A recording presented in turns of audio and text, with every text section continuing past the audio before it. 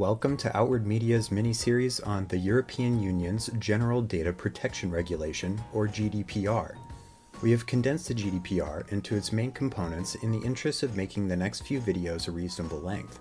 If you would like more information about the GDPR, please check for links in the description.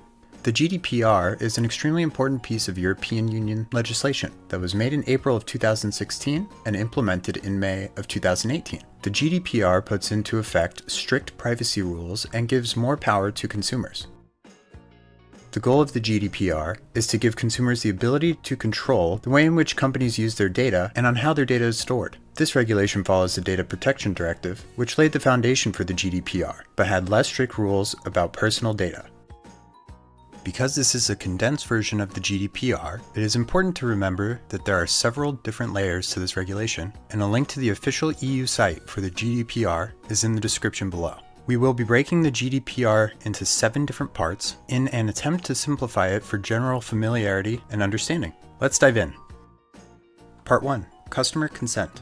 As a rule of thumb, it's imperative that you always get customer consent for the use of their data. No matter the type of data, or how much or how little you collect, you must get direct consent from the customer through an opt-in form. In addition to customer consent, GDPR states that all forms must be set up as opt-out by default, with maximum privacy settings on any account or profile. In addition, a customer must no longer be required to give data to companies in exchange for the use of their service.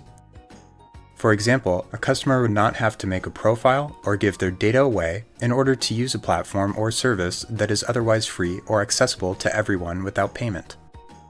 Part 2. Organization of information. After customer consent is received, you'll need to keep your data organized. All data that you have on both customers and vendors must be organized clearly and efficiently. Individual files should be kept tidy, and databases should be structured well in the event that the data is needed to be accessed. Everyone who works with data, such as an employee or an officer of the company, should be able to easily navigate through databases and continue to keep them tidy and clear of unused data. Part 3. Data Protection Officers. The GDPR has made data protection officers, or DPOs, a necessary position in many different kinds of companies and organizations. DPOs are a critical part of GDPR, and they need special qualifications, such as a certification and work experience, before they can be hired or promoted from within the company or organization.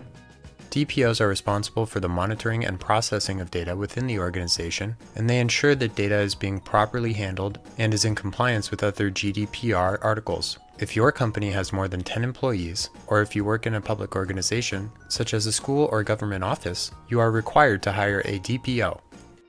As other sites and videos have stated, the information provided cannot possibly substitute professional legal advice. If you have additional questions regarding the GDPR, be sure to consult with your attorney to make sure that your understanding of the law is completely up to date.